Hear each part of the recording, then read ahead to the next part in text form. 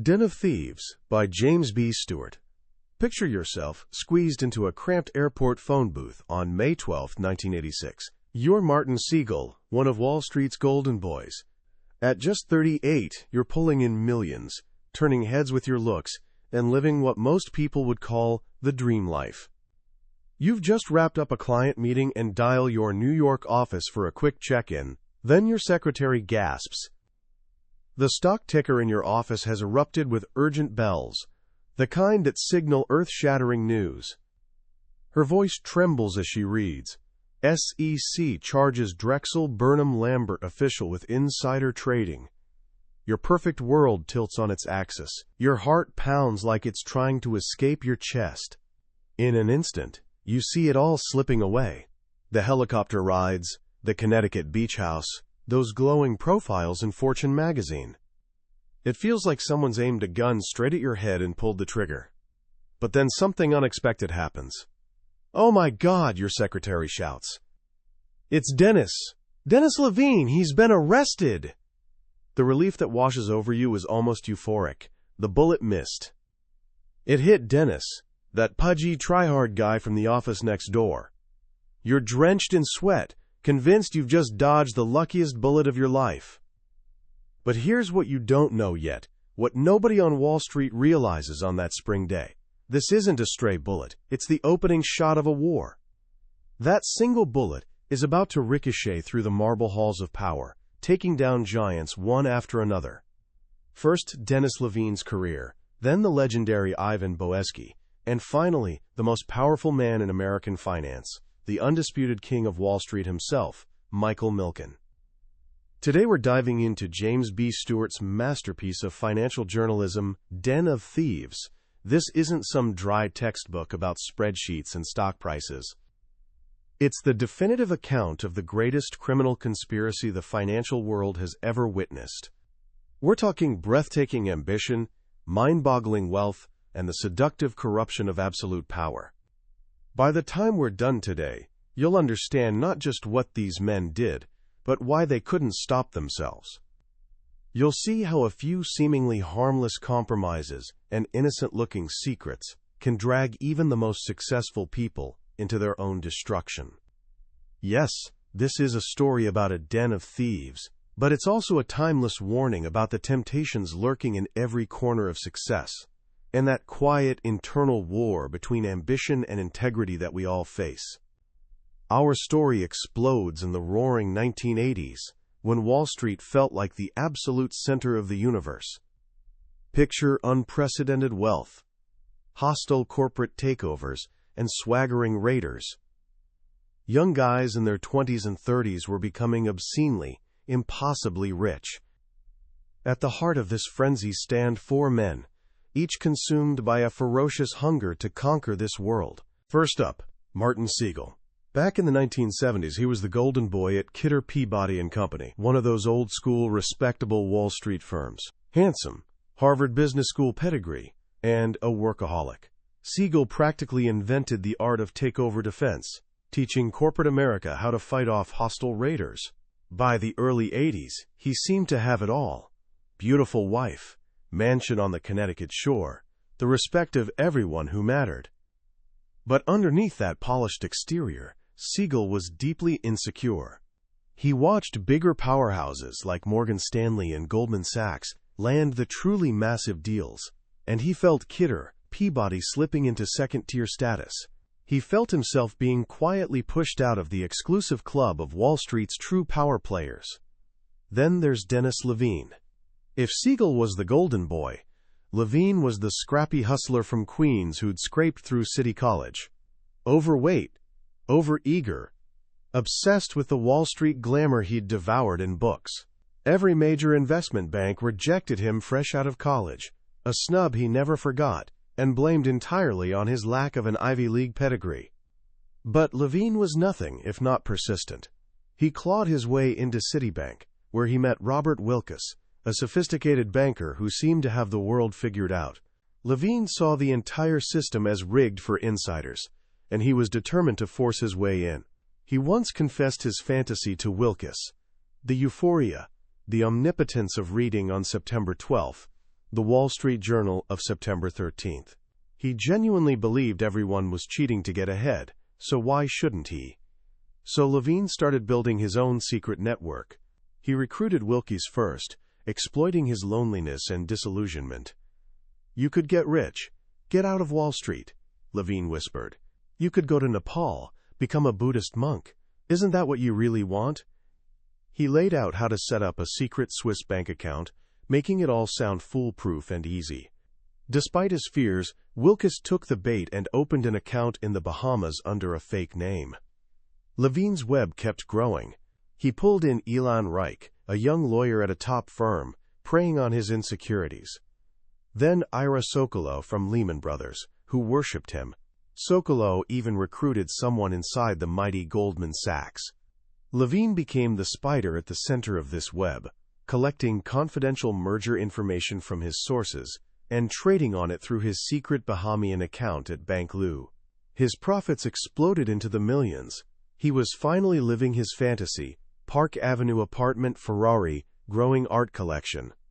While Levine was assembling his little crime ring, two much bigger players were reshaping the entire landscape of Wall Street.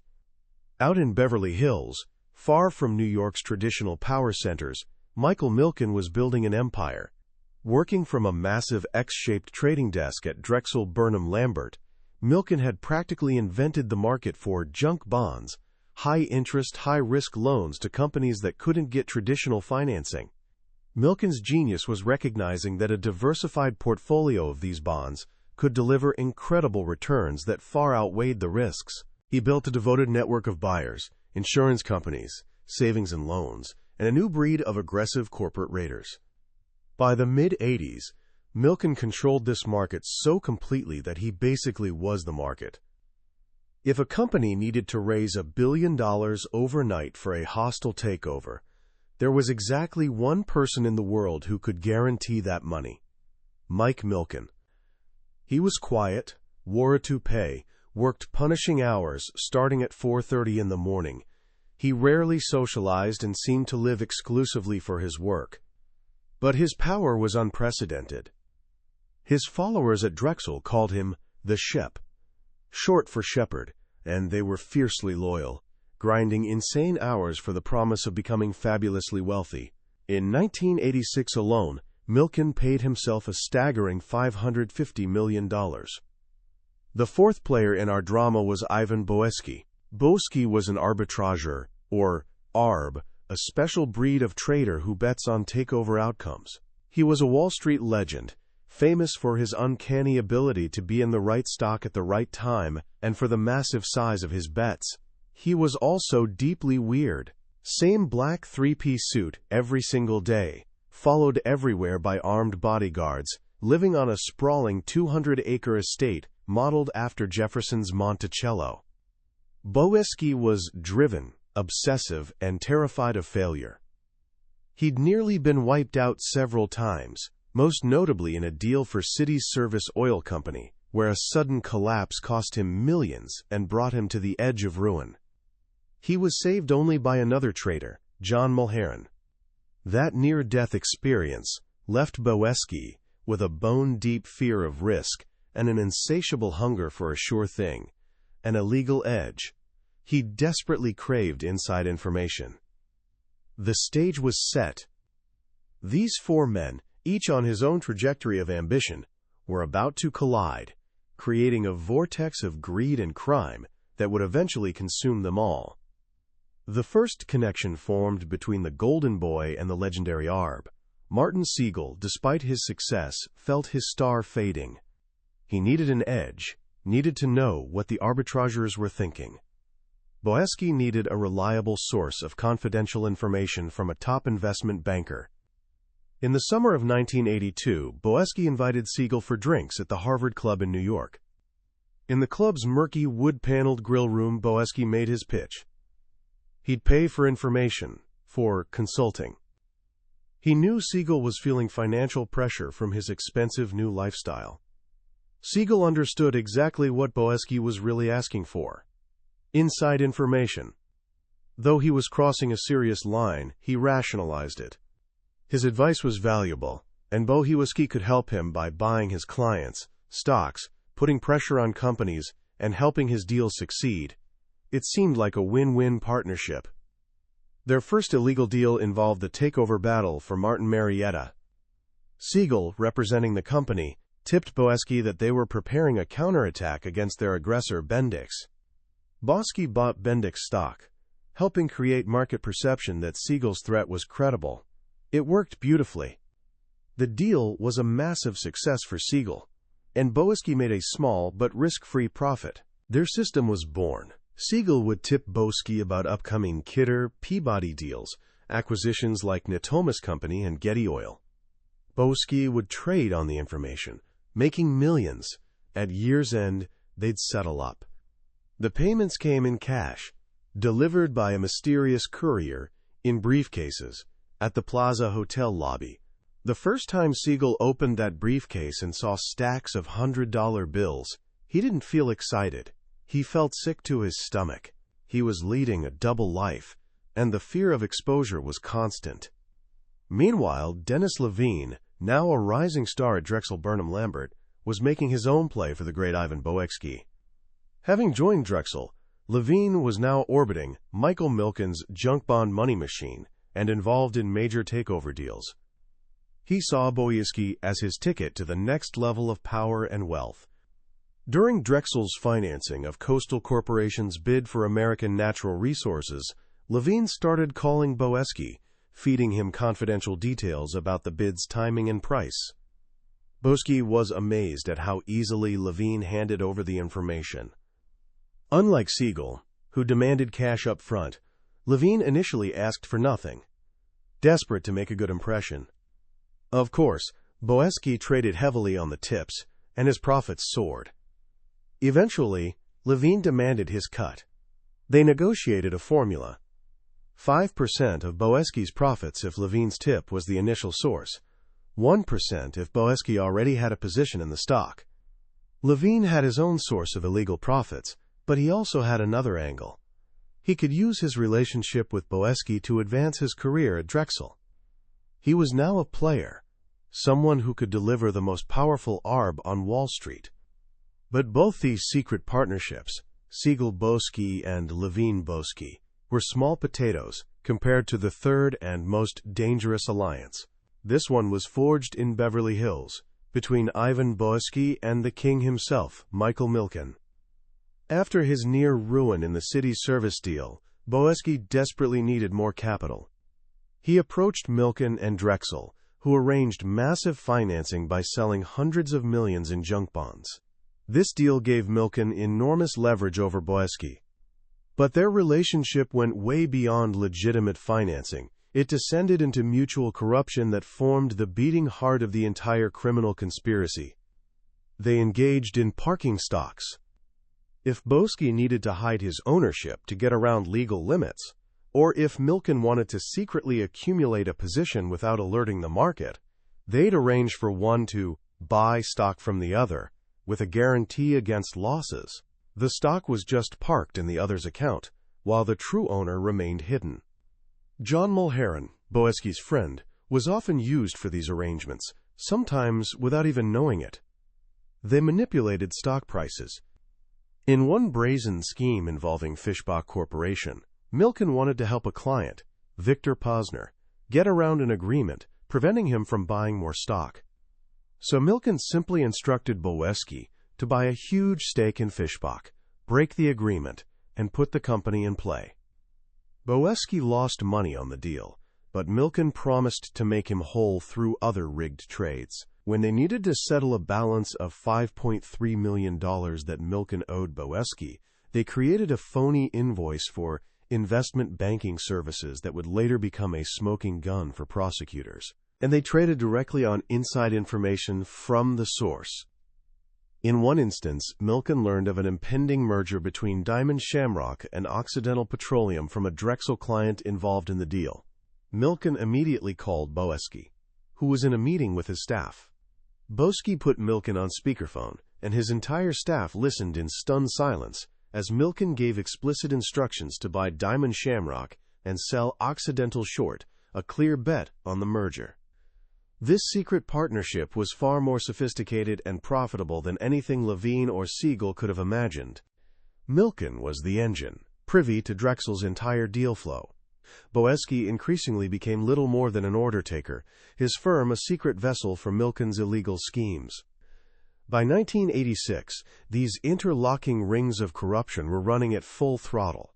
On the surface, it was the peak of the greed decade. Milken was hosting his annual junk bond conference, dubbed the, quote, Predators' Ball, a lavish affair in Beverly Hills where corporate raiders, CEOs, and financiers celebrated the power of junk bonds. Diana Ross and Frank Sinatra performed. It felt like nothing could ever stop them. They were, in their own minds, untouchable. But they'd made one fatal mistake. They'd underestimated the power of a single, determined investigator and the randomness of fate. The thread that unraveled everything didn't start on Wall Street but in Caracas, Venezuela. In May 1985, Merrill Lynch's compliance department received a poorly written anonymous letter claiming that two of their Caracas brokers were trading on inside information. An internal investigation began, led by compliance officer Richard Drew. He discovered the two brokers were indeed making suspicious trades, but more importantly, their trades almost perfectly mirrored those of another broker who'd recently left Merrill for Smith Barney, a guy named Brian Campbell. And Campbell's biggest client was the Bahamas branch of Bank Liu. Suddenly, investigators had their link. They suspected the real source was a Bank Liu client. Merrill Lynch turned its findings over to the SEC. The SEC investigation, led by a young, determined enforcement chief named Gary Lynch, began slowly and painstakingly following the trail. They subpoenaed Brian Campbell, who lied under oath, claiming his trades were based on his own research. The investigators knew they needed to crack Bank Liu itself, a formidable challenge given Swiss and Bahamian banking secrecy laws. The pressure mounted on Bank Liu's bankers, Bernhard Meyer and Bruno Pletcher. They were handling the secret account for Mr. Diamond, who was, of course, Dennis Levine.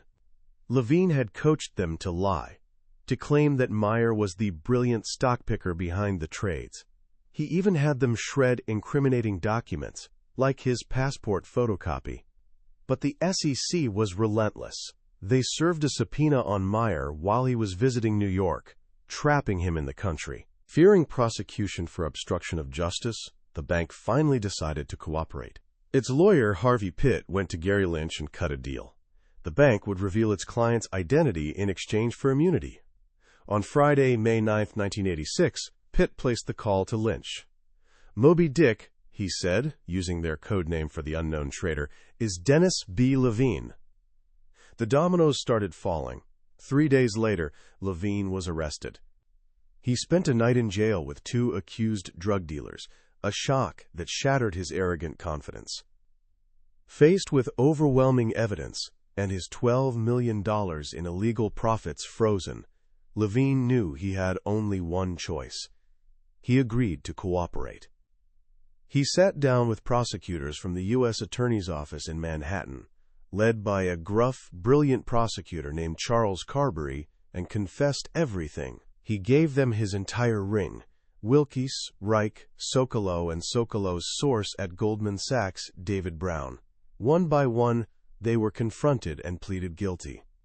But Levine had a much bigger name to offer. He told prosecutors about his secret arrangement with Ivan Boesky. Now the government had its sights on a truly big fish. In the summer of 1986, they served subpoenas on Boesky. Like Levine, Boesky knew he was trapped. But he also knew he had something far more valuable to trade. He knew about Michael Milken. Boesky's lawyers approached the government and offered a deal of historic proportions. Boesky would plead guilty to a felony, pay a record-breaking $100 million penalty, and, most importantly, work as an undercover agent for the government. He'd wear a wire, he'd tape his conversations, he'd become the government's window into the secret criminal world of Wall Street. The government agreed. The trap was set. For weeks, Boesky secretly recorded his phone calls with co-conspirators. He taped a face-to-face meeting with Michael Milken at the Beverly Hills Hotel, where they discussed their illegal arrangements and how to cover up that phony $5.3 million invoice. On Friday, November 14, 1986, the bombshell dropped. The SEC announced that Ivan Boesky, the king of the arbitrageurs, was a crook cooperating with the government. A tidal wave of subpoenas crashed over Wall Street, hitting Drexel, Michael Milken, Martin Siegel, Robert Freeman, and dozens of others. The chase had entered its final, most dramatic phase. Siegel was the first to crumble. Already racked with guilt and fear, he received a blackmail threat from a stranger who claimed to know about his relationship with the Russian.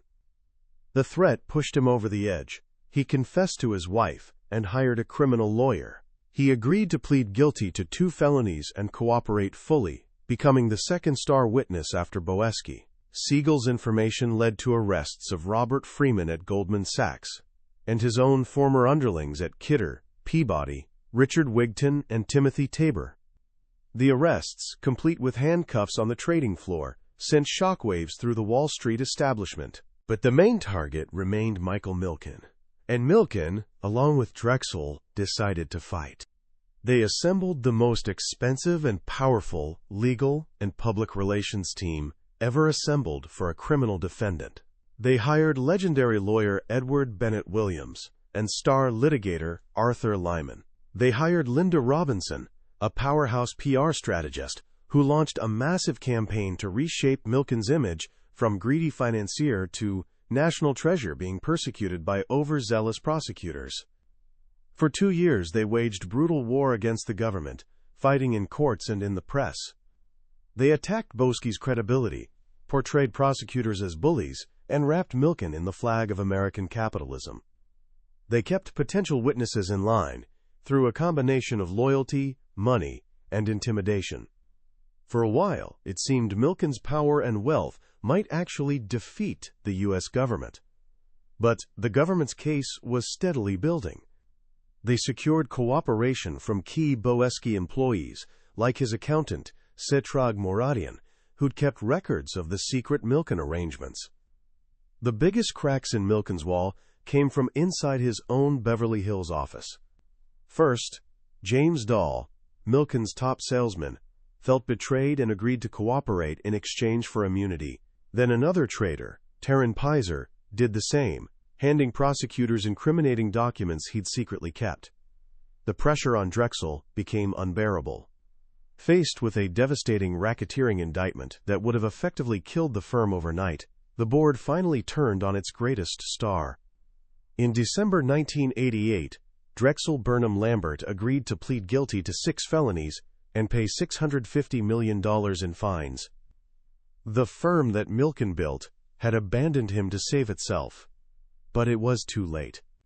Stripped of Milken, its credibility destroyed, and weighed down by a collapsing junk bond market, Drexel spiraled into bankruptcy just over a year later, in February 1990. The most powerful firm of the 1980s was dead. Now Milken stood alone. His legal team kept fighting, but the tide had turned. On April 24, 1990, just as prosecutors were preparing an even more damaging indictment, Michael Milken surrendered. He walked into a federal courtroom in Manhattan and pleaded guilty to 6 felonies, admitting to conspiring with Boesky, defrauding investors, and evading taxes. In November 1990, he was sentenced to 10 years in prison. The king of the den of thieves had been dethroned. The decade of greed was finally, officially over. So what should we make of this incredible story? It's tempting to look at these men, Milken, Boesky, Siegel, Levine, and just see greed. And sure, greed was definitely there. The hunger for more money, more status, a bigger house, a faster car. But if we stop there, I think we miss the deeper, more important lesson of Den of Thieves. At its core, this story isn't really about greed. It's about insecurity. It's about ego. And it's about the slow, almost invisible erosion of character that happens when you start making small compromises. Think about Martin Siegel. He was already a multimillionaire.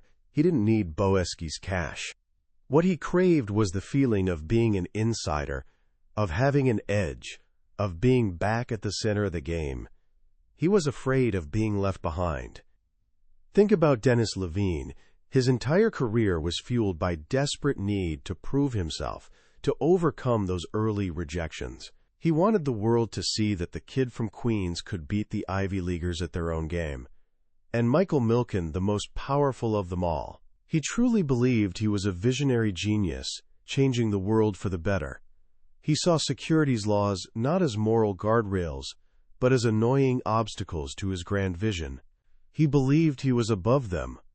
This is the real danger this book illuminates so powerfully. It's the story of what happens when ambition becomes untethered from a moral compass. Each of these men started by rationalizing a small step over the line. Everyone's doing it, they told themselves. It's victimless. My advice is valuable. I deserve to be paid for it. But one small step led to another, and soon they were so deep in the darkness they couldn't find their way back. They became trapped in a web of their own making, a web of secrets and lies that required more secrets and more lies to maintain. For someone just starting out, someone with great ambition and a desire to make a mark on the world, this is perhaps the most important lesson of all. Success will present you with temptations. It'll offer you shortcuts. It'll whisper in your ear that the rules are for other people.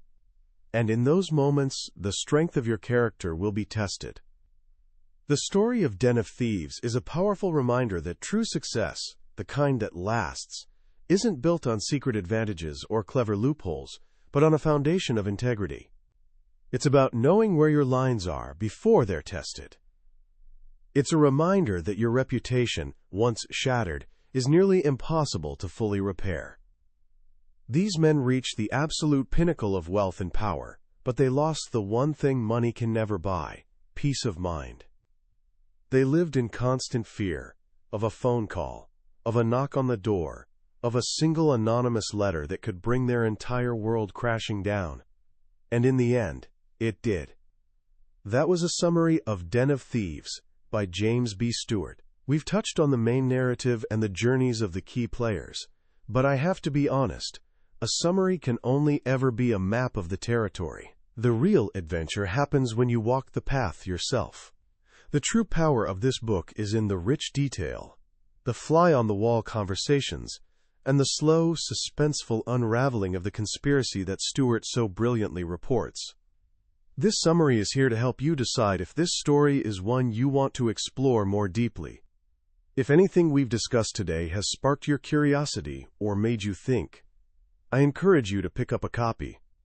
Reading it isn't just about learning financial history.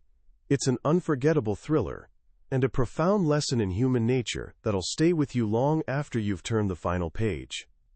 You can find a link to the book in the description below. Also, if you found this journey valuable, please take a moment to hit that like button and subscribe to the channel. It lets me know these stories matter, and it ensures you won't miss our next exploration into another transformative book from the billionaire's bookshelf. Let's keep learning and growing together.